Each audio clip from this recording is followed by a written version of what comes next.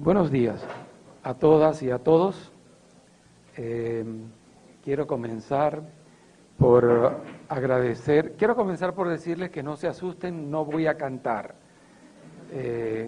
Sería una tortura que ustedes no podrían soportar mucho tiempo si yo cantara, así que no se preocupen. Vamos a hacer lo siguiente, yo voy a ir explicando lo que dicen las láminas. Creo que podríamos apagar algunas luces para que la lámina sea más visible, ¿verdad? Muy bien. Así estoy un poco más cerca de ustedes porque allá me siento como muy lejos de ustedes. Quiero comenzar pues formalmente por agradecerle a esta maravillosa universidad de más de 300 años de fundada el honor que me han hecho de invitarme a dar 2 ponencias a este grupo de estudiantes y de profesores. De verdad que me siento muy halagado de que hayan pensado en mí, tanto el señor director de la escuela, Boris, como el profesor Rafael, hayan pensado en mí para estar aquí con ustedes. Será para mí una experiencia maravillosa, ojalá que también lo sea para ustedes. Quiero comenzar, pues como dice el título de esta charla, quisiera hablar un poco de lo que es semiótica, de lo que es comunicación y sociedad. Y voy a plantear, digamos, la exposición tiene 2 partes. Espero que no sea muy larga. La exposición va a hablar un poco sobre semiótica y sobre la trascendencia de esta disciplina en los estudios de comunicación. Y en la otra parte voy a plantear algunos retos que los estudios de comunicación tienen que enfrentar en estos tiempos, de acuerdo con mi visión, por supuesto. Entonces quería comenzar señalando, puedes ponerme la lámina anterior, un poco la charla está enfocada en la idea expresada allí. La significación y su producto por antonomasia, el significado, se perfilan como los criterios distintivos de la comunicación humana como forma compleja de comunicación en sociedad. Un poco la idea de los procesos de significación. Ahí vamos a tratar de hablar en esta primera parte. La semiótica, como muchos de ustedes saben, es una disciplina que ha desarrollado un extenso e intenso aparataje conceptual, teórico, metodológico, que le ha permitido desarrollar no solo concepciones sobre los procesos de significación, sino también un arsenal analítico y metodológico capaz de examinar, indagar y profundizar los más variados fenómenos comunicacionales del presente y del pasado. A algunos de ustedes les habrá pasado lo que a mí con frecuencia me pasa, ¿no? Me preguntan, semiótica, ¿qué es eso? ¿Con qué se come eso? ¿Para qué sirve eso? Porque no es una disciplina tan archiconocida como es la sociología, o la filosofía, o la antropología. La semiótica es una disciplina sumamente antigua. La semiótica es una disciplina que interesa a todas las disciplinas científicas.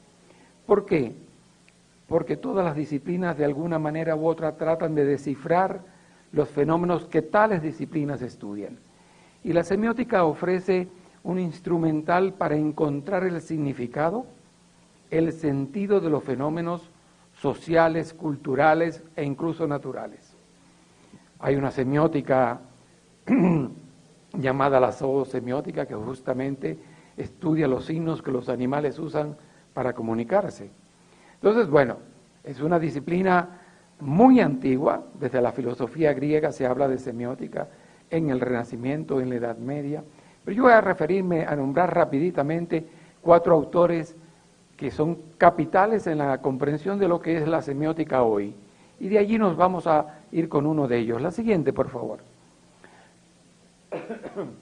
Partamos de un principio, todo fenómeno comunicacional es primero un fenómeno semiótico. De manera que la semiótica está en el centro del interés de los estudios de comunicación. Todo fenómeno comunicacional es primero un fenómeno semiótico, pues no hay comunicación si previamente no hay proceso de construcción de sentido.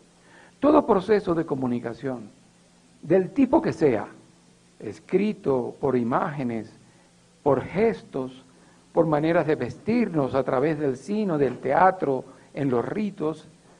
Para que haya un proceso de comunicación tenemos que hacer un proceso de significación que consiste en darle un significado a un objeto.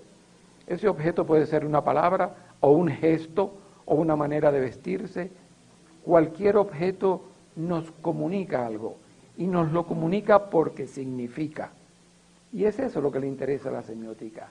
Lo que significa un objeto, cómo significa ese objeto y por qué. Sigamos. Siguiente, por favor. Bueno, este es uno de los padres fundadores de la semiótica moderna. Ustedes lo deben haber oído nombrar, Ferdinand de Saussure.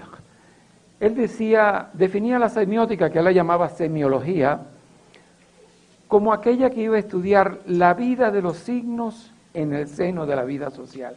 Miren qué hermosa metáfora. No se trata solo de estudiar los signos, del tipo que sean, ¿verdad? Repito, del tipo de signos que sean. Pero una corbata es también un signo, ¿verdad? Significa elegancia o significa autoridad, etcétera. Como significa elegancia y autoridad, yo por eso no me puse corbata hoy, ¿no? Entonces, todo objeto es un signo, puede ser visto como un signo.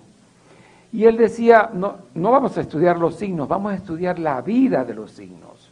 Cómo los signos crecen, nacen, se producen, cómo actúan y sobre todo cómo actúan en la vida social. Porque los signos hacen la vida social, porque la vida social se basa en la comunicación y sin signos no hay comunicación. Entonces él decía esta frase que a mí me encanta, la semiología, decía él, no la llamaba semiótica, estudia la vida de los signos en el seno de la vida social. Esto me encanta. Esto fue, Saussure dijo muy poco sobre la semiótica, esto fue lo principal que dijo. El siguiente teórico es Charles Sanders Peirce, que define la semiótica desde un punto de vista lógico. Él dice, la semiótica es una disciplina formal de los signos, porque él era filósofo y un lógico matemático. Es un estudio formal de los signos o el estudio analítico de las condiciones esenciales a las cuales todos los signos están sujetos. Entonces, la semiótica, según este autor, va a estudiar las condiciones propias de todos los tipos de signos que el hombre a través de la historia ha creado para comunicarse. Y ustedes saben que hay signos que tienen función primaria, comunicarse, como la palabra. La palabra, ¿cuál es la función primaria de la palabra? Comunicarnos, crear significación. Pero hay otros objetos que tienen otra función primaria, pero también comunican, como el ejemplo de la corbata. La corbata tiene otra función, pero también comunica. Un plato de comida tiene una función, alimentarnos, nutrirnos, pero también comunica. Y los peruanos saben mucho de eso porque la gastronomía peruana es la gastronomía extraordinaria en todo el universo, en todo el mundo. Por eso me quise venir a Perú, porque me habían hablado tanto de la comida peruana. Siguiente, por favor. Ese fue mi maestro en Francia. Yo hice mi doctorado en Francia hace ya muchos años con este profesor, y él definía la semiótica así. La teoría semiótica debe presentarse como una teoría de la significación. Y hemos dicho que la significación es la base de todo proceso de comunicación. La teoría semiótica debe presentarse como una teoría de la significación que debe explicitar las condiciones de la producción de sentido. De eso se trata, de producir significado y sentido. Ustedes dirán, ¿cuál es la diferencia entre significado y sentido? Dicho de manera muy sencilla, el significado es general, es denotativo, como decimos, mientras que el sentido es particular, es concreto, forma parte de un contexto, ¿verdad? Una palabra tiene un significado en general que está en los diccionarios, pero cuando ponemos esa palabra en un contexto, en una oración, en una frase, adquiere un sentido específico, particular. Y esa es la diferencia entre significado y sentido. La semiótica se interesa por los procesos de significación, producción de significado, pero en particular de producción de sentido. Cuando analizamos una película, acabo de analizar con un colega de la Universidad de Lima la famosa película peruana La teta asustada, de Claudia Llosa, esa película extraordinaria, por eso ha ganado tantos premios. Y hicimos un trabajo de análisis, en particular de un aspecto concreto, el cuerpo, cómo se semiotiza el cuerpo en la teta asustada de Llosa. Y la idea allí era ver qué sentido particular tiene las funciones corporales en esa película. Disfrutamos muchísimo viendo la película y más haciendo el trabajo. Entonces se trata no solo de ver qué significa un objeto, sino cómo ese objeto significa en un contexto particular o en varios contextos. El peor pecado de un estudiante de semiótica, de un investigador de semiótica, es ignorar los contextos, porque son estos los que le dan sentidos específicos a signos generales. Luego, finalmente, siguiente por favor, está Umberto Eco, a quien tuve el placer de conocer en Italia y que, como ustedes saben, falleció en febrero de 2016. Febrero o marzo, ahora no estoy seguro. Umberto Eco también definía la semiótica. Él decía, la semiótica se ocupa de cualquier cosa que pueda considerarse como signo. Cualquier cosa que pueda significar, la semiótica puede estudiarlo, independientemente de que otras disciplinas también lo estudien. Esa cualquier otra cosa no necesariamente debe existir. La semiótica estudia cosas que no existen en la realidad material, sino en nuestro imaginario. Como estudiamos, por ejemplo, el Minotauro. El Minotauro, recuerda que es un ser de la mitología griega que tiene forma de caballo y torso de ser humano. Eso nunca ha existido, pero es parte de la fantasía del imaginario y también podemos estudiar esas cosas. Entonces, esa cualquier cosa no debe necesariamente existir y en ese sentido la semiótica es en principio la disciplina que estudia todo lo que pueda usarse para mentir, ¿verdad? Una de las cosas que he estudiado más en mi vida ha sido los ritos. Y uno de mis estudiantes en el posgrado en la Escuela de Antropología en Venezuela estudiaba el rito del cortejo, es decir, cómo conquistamos una chica o un chico. Y él decía que el estudio de la forma como esos pequeños rituales de cortejo le habían sido útiles para conquistar muchas chicas. De manera que la semiótica también es útil para estas cosas que nos interesan, como conquistar un chico o una chica. Bien, siguiente por favor. Umberto Eco decía que la semiótica estudia la lógica de la cultura. Fíjense que aquí se trata de ver la semiótica teniendo como objeto de estudio los procesos culturales. Él decía, siempre he definido la semiótica como una lógica de la cultura y me mantengo con esa definición, decía en esa cita. Y luego él propone dos conceptos generales sobre cómo la semiótica es una teoría de la cultura. Dice, la cultura por entero debe estudiarse como fenómeno semiótico, porque la cultura es procesos de significación y de comunicación, ¿verdad? Cuando estudiamos una vasija, el semiótico intenta ver cómo esa vasija produce determinados significados en quienes usan la vasija, sea un individuo, un grupo, una sociedad entera. Y el segundo aspecto decía, todos los aspectos de la cultura pueden estudiarse como contenidos de una actividad semiótica. En realidad, todo nuestro hacer cultural es semiótico, es decir, produce significaciones y en consecuencia comunica. Cuando nos levantamos en la mañana y vemos unas nubes negras, ese objeto que es un fenómeno natural nos da información, nos comunica. Y nos comunica porque hemos aprendido un código de acuerdo con el cual una nube oscura cargada puede producir lluvia. Nuestra experiencia nos los ha enseñado o nos los han enseñado nuestros maestros o nuestros padres. Pero ahí hay un fenómeno de comunicación. Lo que pasa es que vivimos inmersos cotidianamente en esos procesos y nunca nos detenemos a mirarlos como procesos de comunicación, como procesos de significación. que le interesan por tanto a la semiótica. Siguiente, por favor. La semiótica, entendida como una teoría de la cultura, dice, es una tesis que Umberto Eco desarrolló en los años 60, dice, la cultura es solo comunicación. Ese es un punto de vista extremo, ¿no? Y el otro es, la cultura no es otra cosa que un sistema de significaciones estructuradas. Es otra tesis un poco extrema, pero esa tesis extrema le permite a él desarrollar esa concepción de acuerdo con la cual toda cultura está basada en procesos de significación que facilitan, permiten realizar los procesos de comunicación.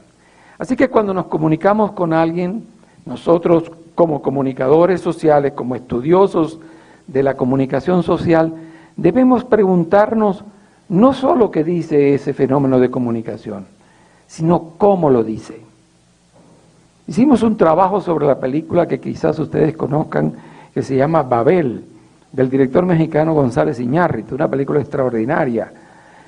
Y allí en ese análisis, que lo hice con mi hijo, que también, para su desgracia, se ha dedicado a la semiótica, allí nosotros, uno ve la película y sabe que el tema principal es la incomunicación, porque la película está basada en el mito de Babel, que está en la Biblia. Es un mito que cuenta cómo los hombres quisieron alcanzar el cielo y empiezan a construir una torre, dice el mito en la Biblia, para llegar al cielo. Entonces Dios, que los vio soberbios que querían llegar hasta el cielo, para acabar con ese proyecto de la torre, lo único que hizo, dice la Biblia, fue que confundió sus lenguajes. Es decir, puso a cada hombre a hablar una lengua distinta. No podían comunicarse y por lo tanto el proyecto era imposible, porque para construir una torre necesitan comunicarse. Entonces el mito de la Torre de Babel explica dos cosas: el origen de las lenguas. Todos los mitos explican el origen de cosas. El origen de las lenguas, de las diversas lenguas, y explica el problema de la incomunicación. Entonces González Iñárritu hace una película sobre ese tema. Cualquiera que vea la película puede decir, el tema aquí es la incomunicación. Para el semiótico eso no es suficiente. Para nuestra investigación semiótica importa decir cómo se construye el tema de la incomunicación. De qué forma, a través de qué artificios sígnicos se construye ese tema. Entonces, repito, la investigación semiótica no basta con decir qué dice algo. Nos interesa decir cómo lo dice, por qué lo dice. Siguiente, por favor. Bueno, continuando con Umberto Eco, ese es uno de sus libros. Él dice, a partir de las consideraciones anteriores, Eco formulará su conocida tesis que dice, la semiótica estudia todos los procesos culturales como procesos de comunicación. Todos los procesos culturales como procesos de comunicación. Así, Eco reúne tres conceptos claves: cultura, comunicación y semiótica. ¿Cuál concepto clave falta allí? ¿Cuál concepto clave falta ahí? La vida de los signos en el seno de la vida social. Ahí falta la sociedad, ¿verdad? Falta el concepto de sociedad. Siguiente, por favor. Dice, en esta teoría faltaría agregar el concepto de sociedad. Una sociedad no se define simplemente como un agregado de personas en un mismo espacio y tiempo. Para que exista sociedad, para que exista grupo, para que existamos, es necesario realizar procesos de comunicación. Incluso procesos de comunicación con nosotros mismos. ¿Qué soñaron anoche? ¿Qué pesadilla tuvieron anoche? Un sueño es un relato, una pesadilla es un relato, es un proceso de comunicación con nosotros mismos. Nuestra propia mente nos está enviando señales que a veces no sabemos descifrar, no es fácil. Freud intentó desde el psicoanálisis, hacer unas operaciones semióticas de decodificación, de interpretación de los sueños. De manera que el proceso de comunicación nos afecta como individuos y es lo que permite construir grupos y sociedades. Entonces la sociedad es capital para entender la comunicación. La sociedad es capital para entender la cultura. Son procesos y fenómenos estrechamente vinculados, intervinculados unos a otros. Nosotros no podemos estudiar la cultura si no conocemos la sociedad que la produjo o que la vive o la practica. Y nosotros no podemos estudiar los fenómenos de comunicación que se realizan dentro de una sociedad si no conocemos los procesos de significación, de trabajo sígnico que se producen dentro de esa cultura. Siguiente, por favor. Entonces, bueno, podría decirse pues que la base constitutiva de toda sociedad está formada por los procesos de comunicación que ella crea y desarrolla. Como dijimos, la comunicación tiene como mecanismo fundamental de su realización los procesos de significación, de generación de sentido en contextos históricos concretos. No podemos analizar ningún objeto sin ubicarlo en su contexto histórico concreto, porque la determinación del sentido de ese objeto depende, está ligado inseparablemente a sus condiciones históricas concretas, a sus condiciones políticas, religiosas, culturales, deportivas, lo que quieran. Siguiente, por favor. Entonces podríamos un poco, yo hice ese esquema ahí para un poco resumir lo que he dicho, ¿no? Y que les sirva un poco de ayuda a memoria a ustedes y a mí. Hay sujetos que están inmersos en el mundo de la vida junto con otros sujetos que realizan continuamente procesos semióticos. Se me movieron las flechas no sé cuándo. Yo creo que fue el clima de aquí de Ayacucho que movió las flechas porque yo las traje bien. Pero bueno, creo que se puede leer, ¿no?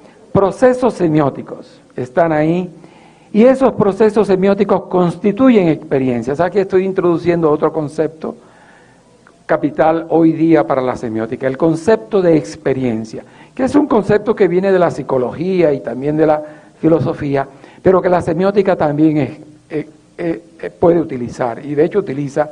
He escrito un par de trabajos sobre semióticas de la experiencia. Y esas experiencias están basadas en comunicación, en el seno de una cultura, en el seno de una sociedad, en determinadas condiciones históricas, etcétera, etcétera. Siguiente, por favor. Y los contextos, que los puse ahí a los lados, ¿no? Hay hoy día pues una semiótica de la experiencia que hemos tratado de desarrollar. Le contaba al profesor Rafael en México en febrero de este año. Había el 9º Congreso Latinoamericano de Semiótica, se reunió en Zacatecas, México, y ahí tuve la responsabilidad de dar una conferencia sobre las semióticas de la experiencia, cómo la experiencia es un concepto que está fundamentado en los sentidos que vamos creando en la vida cotidiana y que vamos acumulando en nuestra memoria. De manera que el concepto de experiencia y de memoria son inseparables. Son dos procesos muy dinámicos, ¿verdad?, que están llenos de procesos comunicativos y de procesos de significación. Entonces ahí vemos la experiencia en los contextos históricos, porque las experiencias que vivimos forman parte de situaciones históricas concretas, de espacios determinados, de tiempos determinados. Pues nosotros sugerimos semiótica de la experiencia, sugería yo en esa conferencia que debíamos ir más allá de las limitaciones del texto, porque la semiótica estuvo muchos años vinculada a la noción de texto.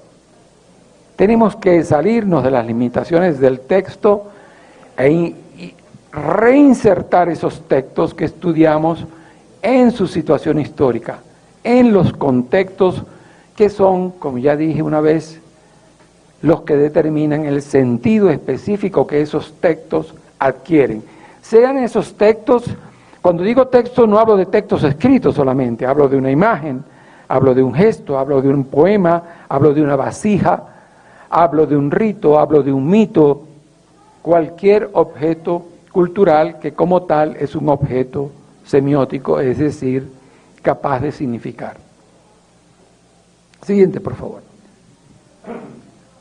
Permiso.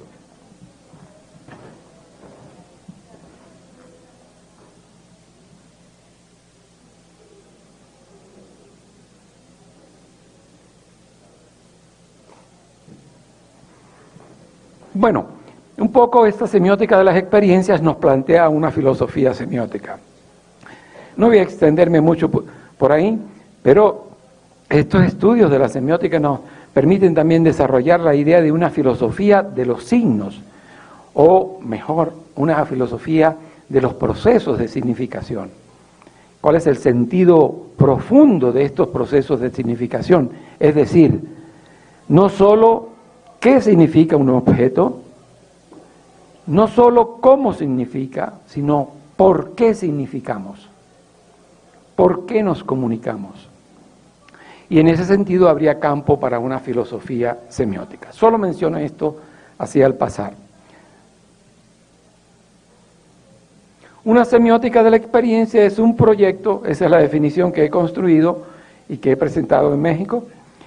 Una semiótica de la experiencia es un proyecto de elucidación de los dinámicos y complejos procesos de semiogénesis que en el marco del mundo de la vida emergen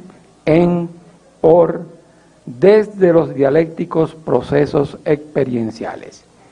En los dialécticos procesos experienciales que vivimos cotidianamente, todos se constituyen procesos de significación que es obligatorio estudiar en el marco de sus contextos y en el marco de las memorias individuales o colectivas que las experiencias crean y a las cuales recurrimos cada vez que nos comunicamos.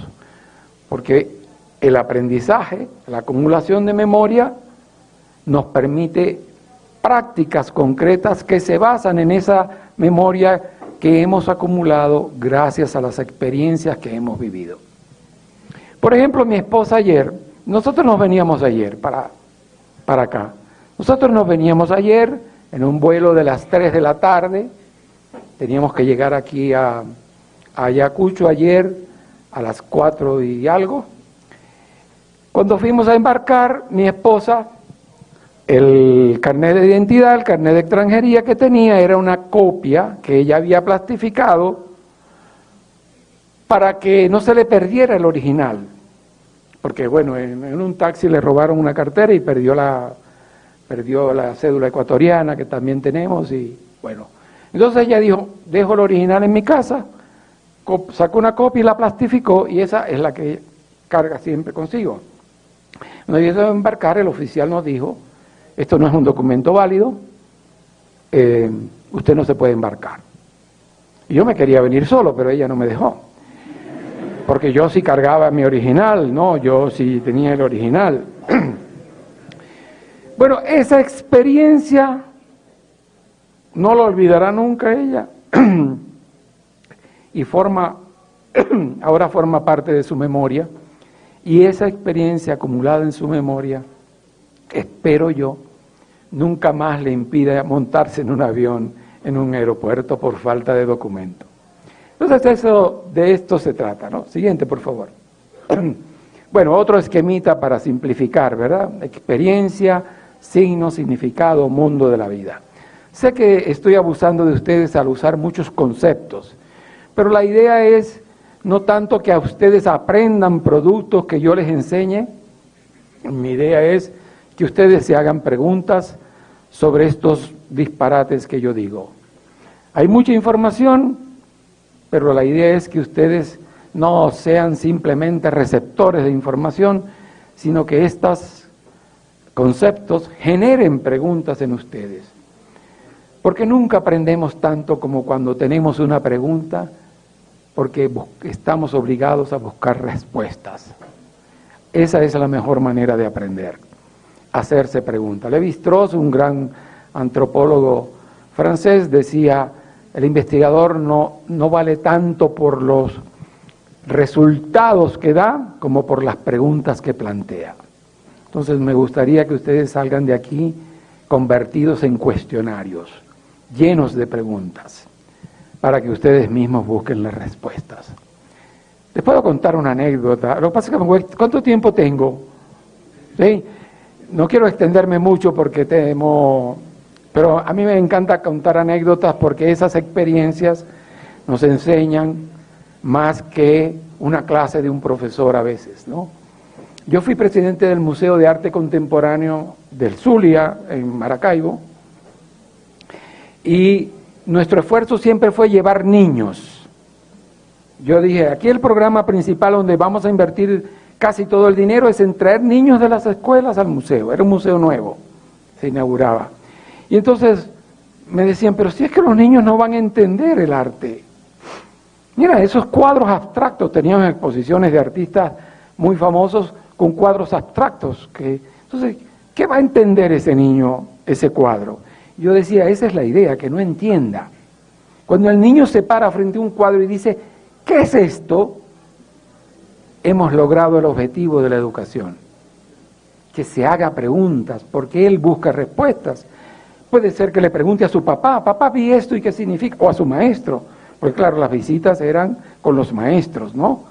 Que también se hacían preguntas y también aprendían sobre arte. Entonces, esa es la idea, promover las preguntas. Creo que me desvié del tema, pero espero que estas experiencias les enseñen cosas como las que yo he aprendido en esto. Siguiente, por favor. Bueno, esta es la segunda parte de la charla, ¿verdad? Esta es la segunda parte de la charla. Que yo he llamado 6 retos actuales de las ciencias de la comunicación.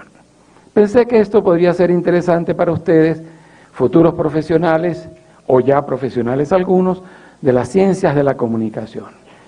Entonces, son preguntas más que respuestas. Las ciencias de la comunicación enfrentan enormes retos que la dinámica realidad comunicacional, política, económica, cultural, les presenta.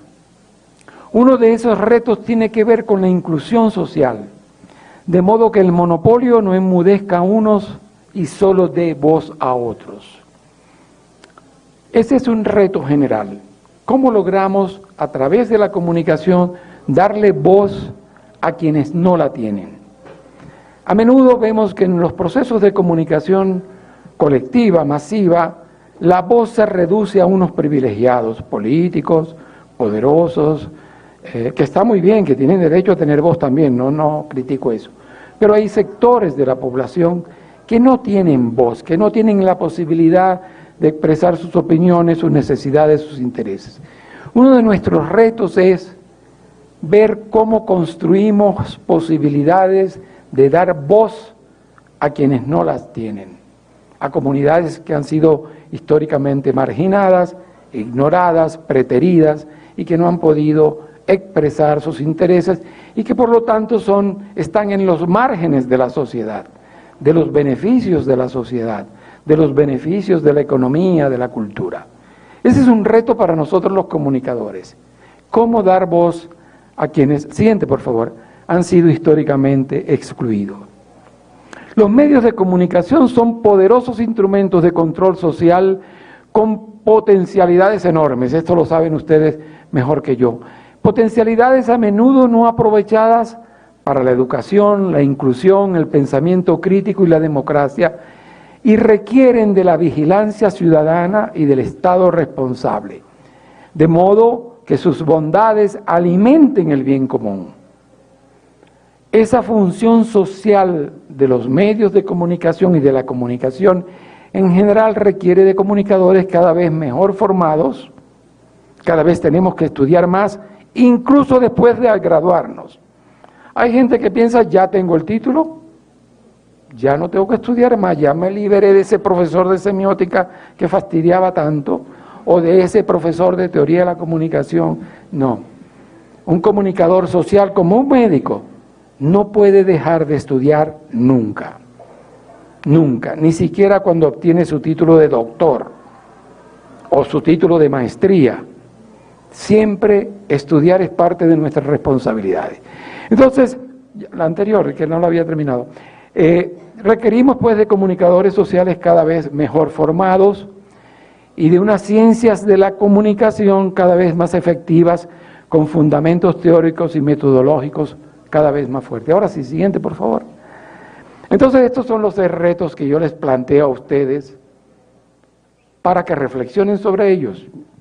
El primero es la integración entre las disciplinas que constituyen las ciencias de la comunicación.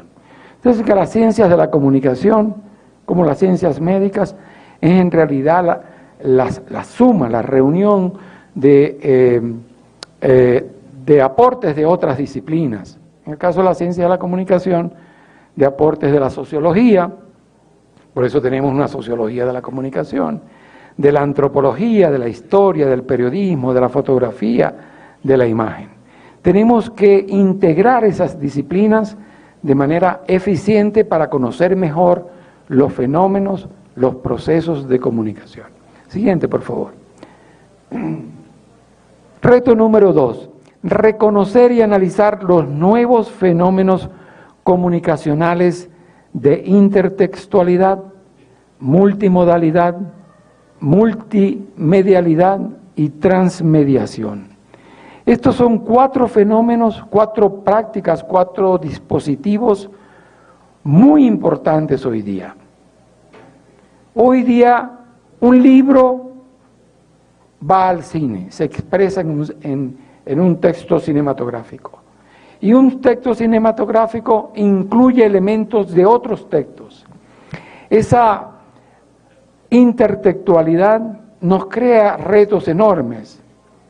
Cuando no existían las nuevas tecnologías, cada texto tenía su propio dominio, sus propias particularidades. Hoy día no solo integramos textos, sino también integramos modos de comunicación, medios diferentes, e incluso vamos más allá de los medios. Estos son 4, no puedo detenerme a explicar cada uno, pero estos son 4 de los aspectos que los nuevos medios nos plantean como retos a los investigadores y estudiantes de comunicación. Ese es el número 2, reconocer y analizar los nuevos fenómenos comunicacionales de intertextualidad, multimodalidad, multimedialidad y transmediación. Siguiente, por favor. Tercer reto, reconocer y analizar los formatos de las nuevas narrativas. ¿Qué es una narrativa? Greimas la definía como, decía que la narratividad es considerada como el principio organizador de todo discurso. Antes creíamos que la narratividad era solo la de los cuentos, la de los mitos, la de la novela o la del cine. La narratividad está presente prácticamente en todo fenómeno comunicacional, en todo objeto comunicacional. Nosotros podríamos analizar el acto protocolar que se llevó a cabo aquí, ¿verdad? Ese acto protocolar, ese ritual protocolar que se realizó aquí, que requiere de un espacio, que requiere de unos actores determinados, etcétera, lo podemos analizar como una historia, como una sucesión de eventos, igual que en un cuento. Entonces la narratividad está presente en estos fenómenos de la vida. Entonces el concepto de narratividad nos ayuda a entender mejor. Los publicistas llaman eso un poco el storytelling. Pero el concepto fundamental es narratividad, un concepto semiótico. Entonces este es uno de los retos, ¿no? Los nuevos formatos de las nuevas narrativas. Número 4, siguiente por favor.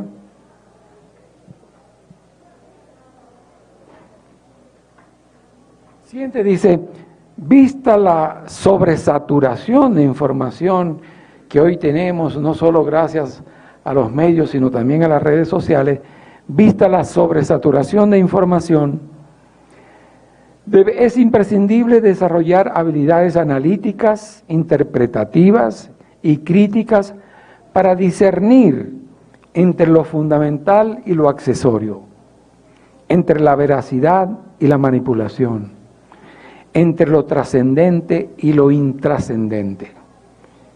Nuestros medios están llenos a menudo de cosas intrascendentes, con las que se nos distrae o se llena de fantasía nuestra memoria. A mí, por ejemplo, cuando me presentan esas historias de los reyes de España, que si fulanita se casó con fulanito y tuvo un varoncito, ese tipo de historias son intrascendentes para la vida social.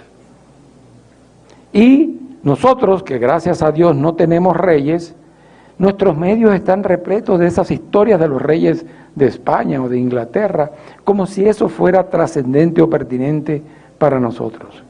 Entonces nuestra capacidad interpretativa y crítica debe permitirnos distinguir entre lo que es accesorio y fundamental, entre lo que es verdadero o manipulatorio, entre lo que es trascendente e intrascendente.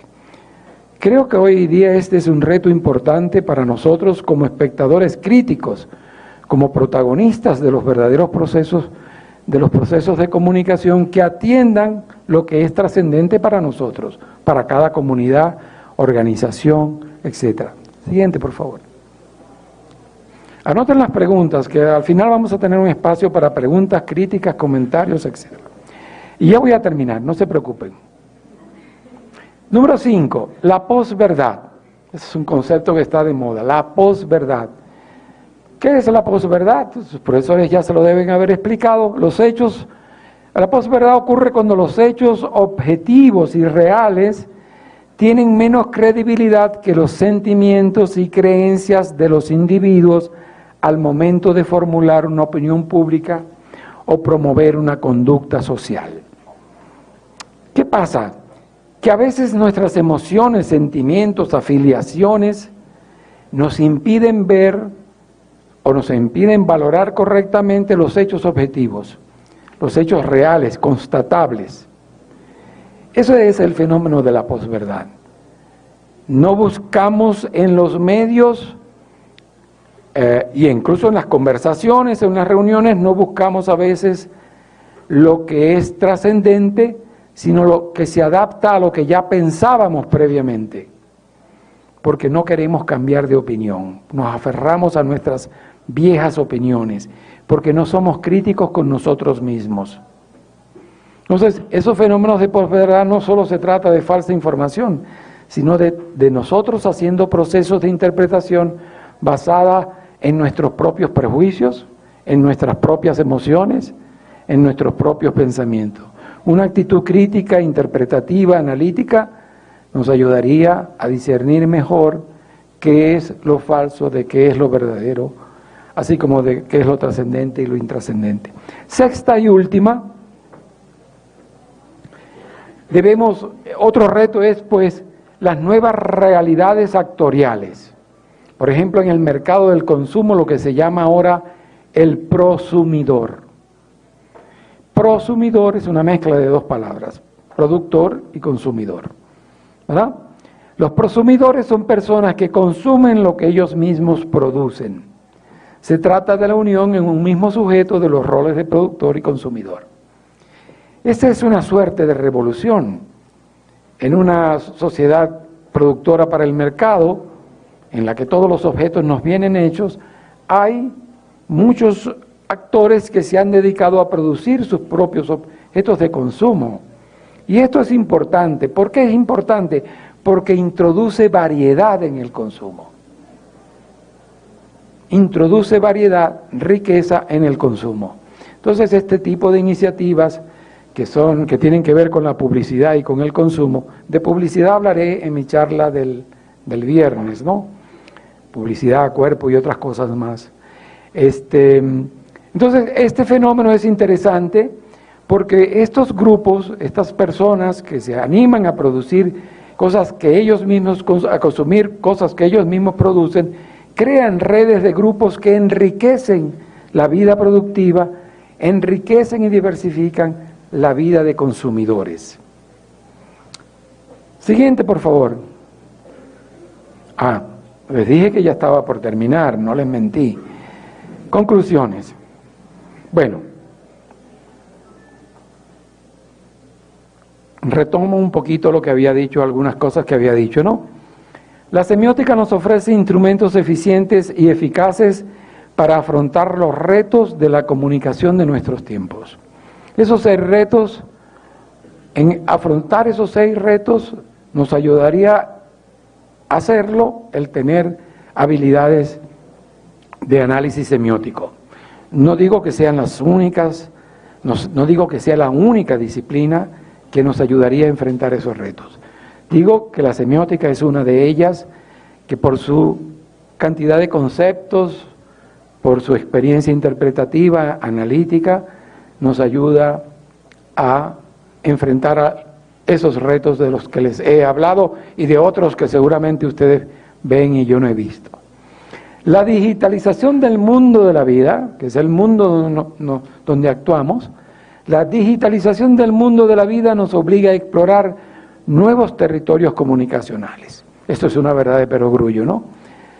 Que hace 2 o 3 décadas nos parecían inimaginables y que hoy forman parte de la vida cotidiana. Estoy hablando de las redes sociales, por supuesto, de todas las posibilidades del mundo digital, de todos sus peligros, de todas sus características, etc. Yo soy muy torpe con esto de las redes sociales. Tengo muy pocas habilidades para las redes sociales. Debe ser por los años que ya tengo, ¿no? Pero un día me animé a hacer un trabajo sobre un fenómeno que ha surgido con estas nuevas tecnologías, que es el selfie. Ahora no paro de hacerme selfies, me encantó, pues que me metí allí. Casi se rompo la cámara, tuve que buscar una que resistiera más haciéndome selfies. Yo no sabía que era un selfie cuando leí la primera vez esto del selfie. Tuve que preguntarle a mis hijos, ¿qué es esto del selfie? Y me pareció tan interesante para ayudarme a interpretar las culturas juveniles, y no solo las juveniles, porque los adultos también nos hacemos selfies. Y empecé a investigar, empecé a buscar e investigar, a entrevistar jóvenes que se hacían selfies, por qué, el origen, etcétera, etcétera. Y resultó un trabajo interesantísimo. Di una conferencia en México el año antepasado sobre ese tema y después publiqué un artículo en una revista argentina sobre el tema del selfie, que es un tema que hoy se está investigando mucho en Italia. Tengo un colega que ha obtenido un financiamiento enorme para trabajar sobre el selfie y las representaciones visuales, etc. Ese fenómeno me ayudó a mí a comprender la cultura de mis 4 hijos varones, de mis 4 hijos, que ya no son tan jovencitos, pero también se hacen muchos selfies, y también las culturas juveniles en la práctica de ese fenómeno.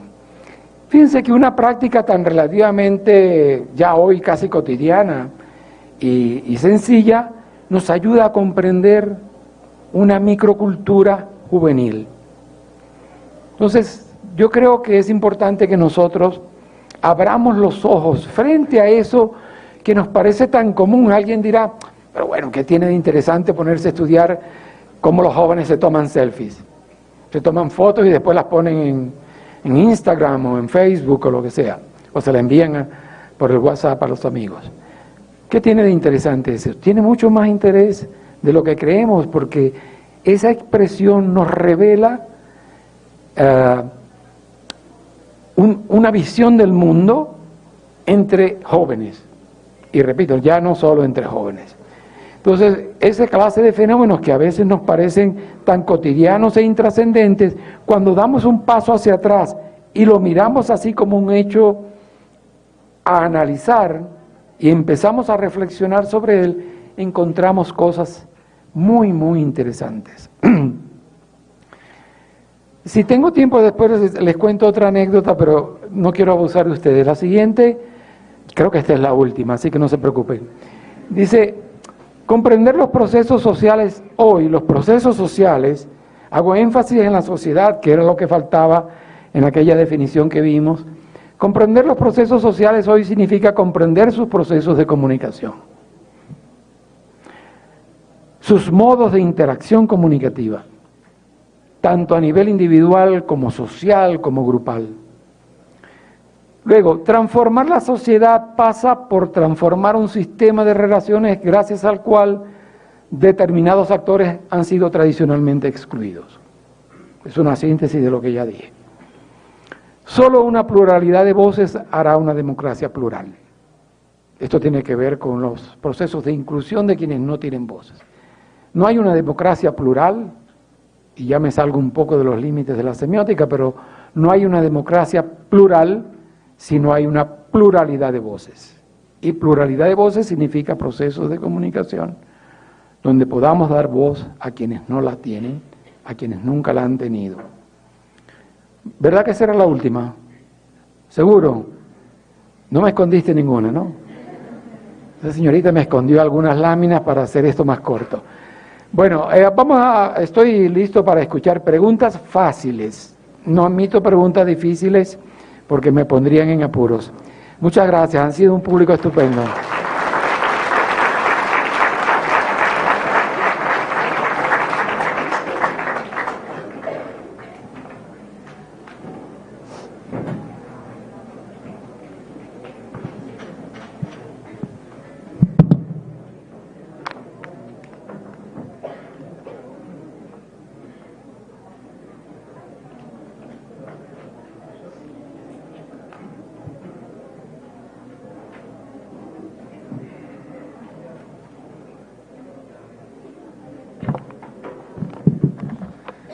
Bien, doctor Finol, muchísimas gracias. Ha sido una ponencia muy extraordinaria. En verdad hemos quedado bastante fascinados. Y más bien, jóvenes, quisiéramos aprovechar este momento. Tenemos algunos minutos todavía.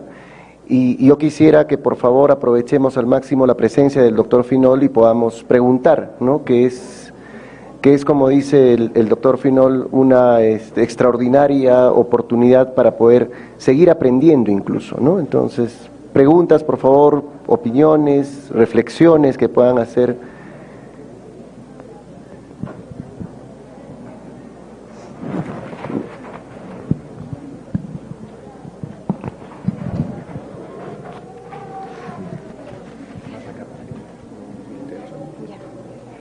Muy buenos días, presentes. Gracias por asistir y darnos esta ponencia, Enrique. Un par de preguntas. La primera, ¿cuál es la relación de los estigmas sociales con la semiótica y cuál es la construcción de sentidos que puede tener esta en la memoria colectiva? Y también la duda era de cuáles deberían ser, tal vez, o serían las condiciones para establecer nuevas formas de superar o tal vez estas formas de quiebre en cuanto a en cuanto a los estigmas sociales. ¿En qué momento se da este proceso de cambio? ¿Cómo es que se deja de pensar o de tener el mismo sentido de los estigmas de un tiempo a otro? Eso sería todo. Gracias. De acuerdo. Bueno, muchas gracias por la pregunta. Yo había dicho que eran preguntas fáciles las que yo esperaba, pero usted me está poniendo en una pregunta muy, muy difícil, ¿no? Los estigmas sociales, la lucha contra los estigmas sociales es la misma lucha contra los prejuicios. Un prejuicio es, por definición, un falso contenido que se le atribuye a alguien, a un individuo, a un grupo, a una sociedad. Entonces, el análisis, yo diría que la primera estrategia para la lucha contra los estigmas sociales es reconocer, analizar su origen histórico. No podemos, digamos, luchar, contrarrestar los estereotipos, los estigmas, si no los conocemos bien. Entonces, por eso digo, el primer paso es identificarlos, estudiarlos, conocer sus contextos en los cuales se producen, conocer su origen histórico, conocer también el impacto que tienen, dónde se manifiestan y quiénes los refuerzan. Ese conocimiento nos permitiría desarrollar estrategias para luchar contra los estigmas sociales. Esa lucha contra los estigmas sociales pasa, por ejemplo, por la educación. La educación, la escuela, tiene como rol fundamental luchar contra lo que es falso, y los estigmas sociales y los estereotipos son por naturaleza falsos. Entonces, es las estrategias tienen que pasar por la escuela, por enseñar a los padres, por incorporar a los medios de comunicación en esa lucha. Cuando viví en Ecuador, le contaba a alguien que antes de venirme a Perú, cuando la Universidad de Lima me invitó a trabajar aquí en Perú, en la Universidad de Lima, yo trabajé en Ecuador 4 años. Y una de las tareas en las que yo trabajaba era reunirme con comunicadores sociales y con medios de comunicación para hacer análisis sobre los estereotipos. En Ecuador, por ejemplo, los autobuses llevan con muchísima frecuencia una emisora que se llama Radio Canela. Y Radio Canela transmite una gran cantidad de chistes machistas, sexistas. La ley de comunicación ecuatoriana sanciona a los medios y hace una lucha para que los medios no transmitan chistes sexistas, machistas y discriminatorios. Y una de mis tareas era analizar esos chistes, que son narrativizaciones, que incluso nosotros a veces sin darnos cuenta reproducimos. Esos chistes machistas, sexistas y discriminatorios se transmitían públicamente, en particular a través de esa emisora. Y uno se montaba en un bus y el chofer lleva esa emisora con todos esos chistes, esas historias, etc. Y a mí me tocó ir a muchas emisoras de radio, no solo a radio, incluida Radio Canela, que tiene una cadena de 23 emisoras en todo Ecuador. Su dueño acaba de ser electo alcalde de Quito. Me tocó ir a reunirme con los periodistas y a discutir con ellos, que no es fácil porque ellos creen que eso es normal. Ellos han sido convencidos de que un chiste sexista es normal. Bueno, entonces hacerles que den un paso atrás y miren el chiste sexista y se pregunten, ¿a ti te gustaría que eso lo dijeran de tu hermana o de tu mamá? Chistes que hablan mal de las chicas, por ejemplo, que dicen que son tontas, etcétera. ¿A ti te gustaría que digan eso de tu esposa, de tu hermana, de tu mamá? Ese tipo de preguntas los ponía a reflexionar y fue para mí una experiencia extraordinaria, de mucho aprendizaje. Regresando a tu pregunta, este es un proceso muy difícil, porque estos estigmas, como los estereotipos, están casi que en los huesos, en los tuétanos de mucha gente, que han nacido y crecido en esa cultura. Romperla es difícil, pero no imposible. Entonces, primer paso, conocerla, estudiarlas, investigarlos y hacer un análisis crítico. Hicimos un trabajo en Ecuador antes de venirme sobre la publicidad de Tuenti, la telefónica, la red de telefonía celular esta para jóvenes española, que pertenece a Movilnet, a Telefónica. En Ecuador tenía una publicidad en las redes e hicimos un trabajo con una chica de la Universidad Simón Bolívar para analizar los estereotipos que esa publicidad transmitía. Encontramos unas cosas que los mismos que hacían la publicidad lo veían como normal.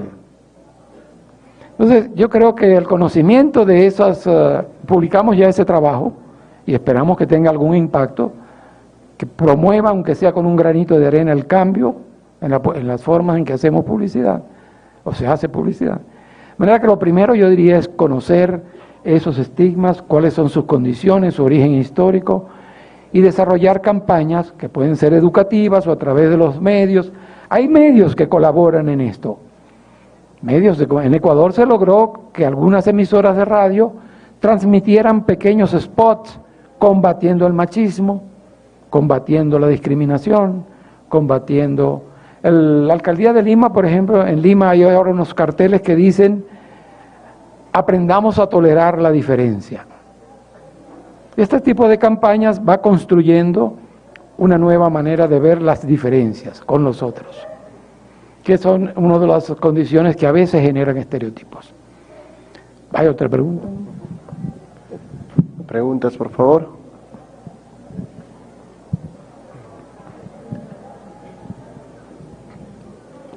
Muy buenos días, alumnos. Enrique Finol, bienvenido nuevamente a Ayacucho. Es una pregunta un tanto más de carácter filosófica, de génesis de la semiótica, y una discusión que todavía hay lo he visto en discusiones de teóricos de la imagen, en la misma semiótica y semiología, en la que hay una discusión que dicen que la mente es dialéctica y que generalmente utiliza dos valores semánticos, ¿no?, de opuestos, dos opuestos. Derrida mismo en la deconstrucción de textos siempre habla de este opuesto, porque si no la palabra o el texto no tiene sentido sin un contexto y sin un opuesto.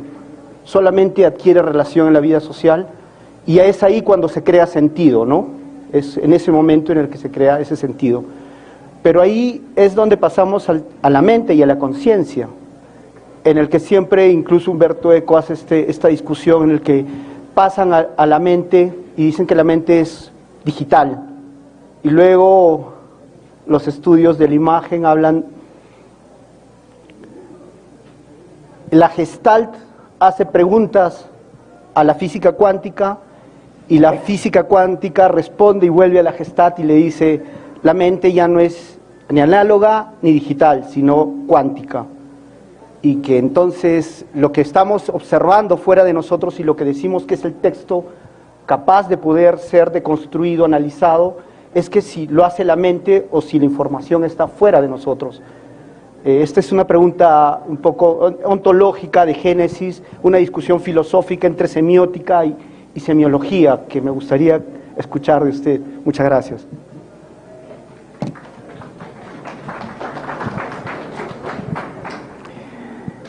Muy interesante tu pregunta, muchas gracias por la pregunta. Es muy interesante, el tema de la imagen es sumamente interesante, en particular en estos tiempos en que la imagen sobreabunda en nuestros espacios comunicacionales y culturales, ¿no? Tú mencionaste un concepto clave para los procesos de significación, que es el proceso dialéctico, ¿no? La filosofía de Hegel nos enseñó lo que es la dialéctica. Él hablaba sobre todo de la dialéctica de las ideas, y Marx retomará la metodología dialéctica para aplicarla al mundo material y a la sociedad. Para la semiótica, que entiende que los procesos de significación, de producción de significado y más allá de producción de sentido, son procesos dialécticos, este concepto es fundamental. Fíjense, les pongo un ejemplo interesante, ¿no? Sí, hablaré un poquito de eso el viernes, ¿no? Cuando analizamos al cuerpo, el cuerpo humano como un objeto semiótico, lo encontramos inserto en dos vectores diferentes. Ustedes pueden imaginar la capacidad enorme del cuerpo para significar, ¿verdad? Pero lo encontramos inserto en dos vectores contradictorios u opuestos, que es, el cuerpo es un objeto natural, es biológico, fisiológico, pero también por el otro lado es un objeto cultural. Nuestro cuerpo opera con funciones electroquímicas, fisiológicas, es un objeto surgido de la naturaleza, es un objeto natural, pero al mismo tiempo es un objeto cultural, se viste, habla, gesticula, se hace tatuajes, se opera, se hace cirugías plásticas, etc. Y en el medio, en la confluencia entre su condición de objeto natural y su condición de objeto cultural, produce significaciones infinitas. Entonces, ese concepto es capital para nosotros, el de dialéctica. Comprender que las significaciones no están dadas y definitivas en el mundo, sino que éstas están cambiando con el mundo en función de las experiencias en las cuales participamos. La memoria que acumulamos, que no es una memoria definitiva, sino que es cambiante, que cada día se enriquece, desecha algunos conocimientos o algunos contenidos e incorpora a otros, está todo el tiempo cambiando. Yo creo que por eso insisto tanto en la necesidad de ver en qué contexto se producen los fenómenos que analizamos. Yo voy a mostrarles mañana el viernes, perdón, una imagen que reta nuestra capacidad de interpretación, reta nuestra capacidad de análisis, que la presenté a unos 100 estudiantes de la Universidad de Lima y ninguno pudo interpretar el mensaje que allí estaba, el mensaje que los emisores querían. Ellos interpretaban otros mensajes y ninguno coincidió con quien había emitido el mensaje. Entonces, un poco aquí la idea es que a través de estos procesos experienciales, comunicacionales, significacionales y de su dialéctica podamos encontrar en la imagen qué es lo que significa. La imagen, esto decía Roland Barthes hace mucho tiempo, es un objeto plurisémico. La imagen tiene la capacidad de significar muchísimas cosas a la vez. ¿Cómo hacemos para acotar ese sentido? Para los publicistas esto es capital, porque un publicista no quiere que la imagen que presenta de un producto sea entendido de distintas maneras por cada quien. El publicista desea que todo el mundo lo entienda igual, es decir, que interprete el producto y lo adquiera. Pero cuando la imagen es muy plurisémica, significa demasiadas cosas, el mensaje publicitario puede fracasar y no lograr el objetivo. El objetivo de todo mensaje publicitario es promover el consumo de objetos, de productos o de ideas, en el caso del discurso publicitario político. Entonces, la búsqueda es encontrar una imagen que no sea pluriinterpretada y que garantice la eficiencia de la comunicación. En ese problema de la imagen, el análisis semiótico es mucho más complicado que a veces en un texto escrito, porque un texto escrito también es plurisémico, también puede serlo, pero es mucho más acotable. Hay textos escritos que explotan la plurivocidad, como la poesía. Un poema es mucho más rico en la medida en que más significados cree entre sus lectores. Esa es la característica propia del arte. El arte busca que cada quien encuentre allí su propia significación.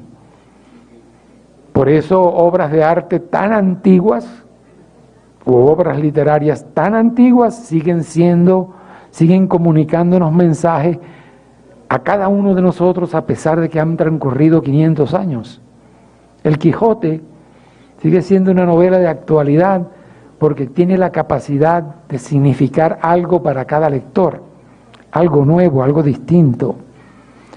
Lo mismo pasa con las obras de arte. Vemos el cuadro de la Mona Lisa de Leonardo y nos amontonamos ahí en el Museo del Louvre para ver ese cuadro mítico que para algunos sonríe, para otros está triste, para otros nos provoca, para otros se burla de nosotros, etcétera.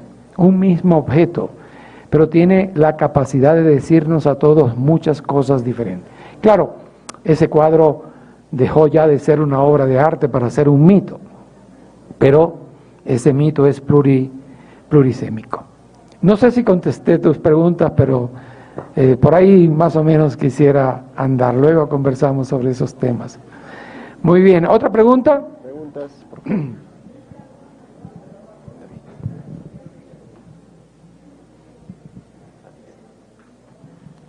Bueno, antes que nada, felicitaciones por la ponencia.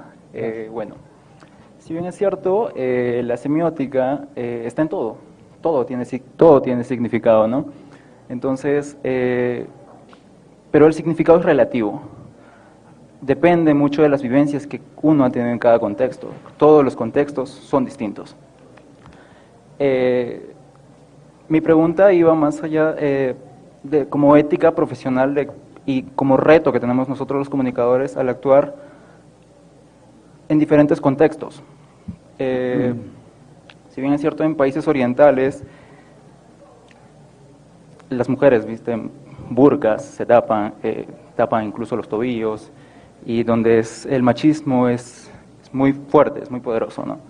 Entonces, ¿cuándo viene nuestra labor a respetar cierto tipo de culturas? Porque para nosotros eso pueden ser unos actos incorrectos, si bien es cierto. Sin embargo, para otras culturas, esto es muy bien, esto es más que bien, esto es su religión, entonces la religión se respeta. Eso, no, si bien es cierto, es un tema tan delicado, pues que viene a ser como que un tema más polémico, ¿no? Por ejemplo, en otras tribus, si bien es cierto, estaba leyendo a Carla Spexa, que estudia mucho la juventud, incluso ser joven es un significado. Para algunas tribus, un joven de 18 años no es joven. Empiezan a trabajar desde los 12 años, son padres a los 11, 10 años. Pues esto viene a ser razón pues de que todo es relativo, ¿no? Entonces nosotros como comunicadores, ¿cuándo podríamos respetar esa línea de respeto entre cada cultura y ver si podemos actuar para lo que nosotros, como labor ética, está bien o está mal? Muchas gracias. Bien. Bueno, es una interesante pregunta sobre el tema de ética, semiótica, relativismo, ¿no? Yo creo que hay algunos principios básicos universales que no tienen que ver con el relativismo. Tú mencionas uno, por ejemplo, el principio de que la mujer y el hombre son iguales es un valor universal. Hay culturas que lo irrespetan. Yo creo que es una responsabilidad ética nuestra luchar contra esos valores que subestiman a la mujer como si no fuera igual que el hombre. Hay unos valores universales consubstanciales a los seres humanos, eso que se llama los derechos universales. Cuando nosotros leemos la Declaración Universal de los Derechos Humanos, nos damos cuenta de que allí hay una serie de contenidos básicos que debemos luchar porque sea respetado por todas las sociedades, incluso esas sociedades donde la mujer no tiene derecho a manejar, donde la mujer no tiene derecho a opinar o a decidir, donde la mujer es considerada un objeto al servicio del hombre. Por poner un ejemplo muy común. Entonces, muchas sociedades ven a la mujer históricamente como inferior al hombre. Hemos venido avanzando como seres humanos en la eliminación, reducción, desaparición de esas visiones del ser humano. El ser humano es sagrado. Menciono otro, el respeto a los niños es sagrado. Alguien me dirá, bueno, como tú decías, hay religiones, y es cierto, que en su estructura interna consideran que la mujer no es igual. Y no hablo de religiones del Medio Oriente, hablo de nuestra propia religión católica. ¿Por qué la Iglesia Católica, las mujeres no pueden ser sacerdotes? Las mujeres serán sacerdotes en la Iglesia Católica tarde o temprano, a pesar de la resistencia que pueda haber. No quiero molestar a los católicos con esta expresión. Pero las mujeres, hasta hace no muchos años, tenían que entrar al templo con la cabeza cubierta. Los hombres no. Ya se avanzó, las mujeres ya no tienen que ponerse un velo para entrar a la iglesia. Y las mujeres tarde o temprano serán sacerdotes y obispos, como ya son en otras religiones cristianas. Entonces, esa lucha hay que hacerla, hay que avanzarla, hay que llevarla adelante. ¿Qué hacemos nosotros frente a ese fenómeno como comunicadores, como investigadores de estos temas de comunicación? Creo que un poco lo mismo que respondí a la pregunta anterior. Tenemos que conocer el origen de estos fenómenos, de estos procesos, para poder cambiarlo. No podremos cambiar nunca una sociedad, un grupo, una religión, si no la conocemos bien. Y creo que nuestra capacidad interpretativa, crítica, analítica, para lo cual la semiótica nos da herramientas capitales, nos ayudarán en esa dirección. Esa no es una tarea solo de los comunicadores, también es de los educadores, de los padres de familia, del Estado. El Estado tiene como misión combatir el racismo, porque es un valor que atenta contra la cohesión de la sociedad. y hay todavía mucho racismo aún en nuestras sociedades más desarrolladas. Entonces el Estado tiene la responsabilidad de luchar contra el racismo y por eso la Alcaldía de Lima, por ejemplo, tiene una campaña para que aceptemos al diferente no como enemigo, sino como diferente que enriquece nuestra vida. Porque si todos fuésemos iguales en nuestra comida, en nuestra vestimenta, en nuestra manera de gestualizar, de hablar, etcétera, la vida sería un poco más monótona. Lo que hace rica la vida social es la diversidad. Y por eso la UNESCO tiene un programa de promoción y conservación de la diversidad. Estamos en el mes de las lenguas indígenas tradicionales. ¿Por qué que debemos conservar esas lenguas? Dicen algunos. Porque forman parte de nuestra diversidad, de nuestra riqueza, de nuestra historia, de nuestra hermosura como seres humanos. Un poco, no sé si contesté tu pregunta, pero por ahí diría yo esa reflexión.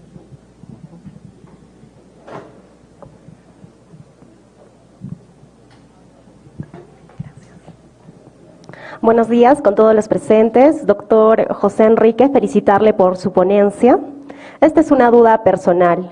La producción de los programas humorísticos en la televisión peruana tiene un contenido de fondo y forma que abarca la comunicación verbal y la comunicación no verbal. Para hacer un estudio semiótico del contenido de dichos programas, ¿qué pautas se tienen que tener en consideración? ¿O a qué teóricos yo tendría que recurrir para poder analizar un poco más estos contenidos que, como se sabe, que es un programa televisivo, llega a un público homogéneo, heterogéneo, mejor dicho, y abarca a las masas? Gracias. Si me escribes un correo te puedo enviar alguna bibliografía sobre el tema, ¿no?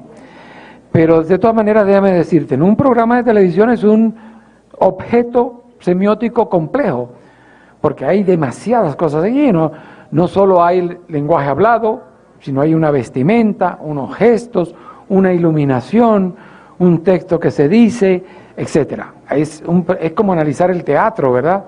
Donde la coreografía, la iluminación, los gestos, el cuerpo, es complejo, ¿no? De manera que hay que hacer digamos, una grilla analítica que tome en cuenta todos esos elementos. Pero también hay que analizar, esto es tomando el programa de televisión como un texto aislado, pero también hay que analizar su contexto. ¿Dónde se originó ese programa? ¿A quiénes va dirigido? ¿Quiénes lo crearon? Entrevistar a los productores y a los creadores del programa arroja muchas luces, como cuando analizamos una novela de Saramago y podemos entrevistar a Saramago, obtenemos muchas claves interpretativas sobre sus textos.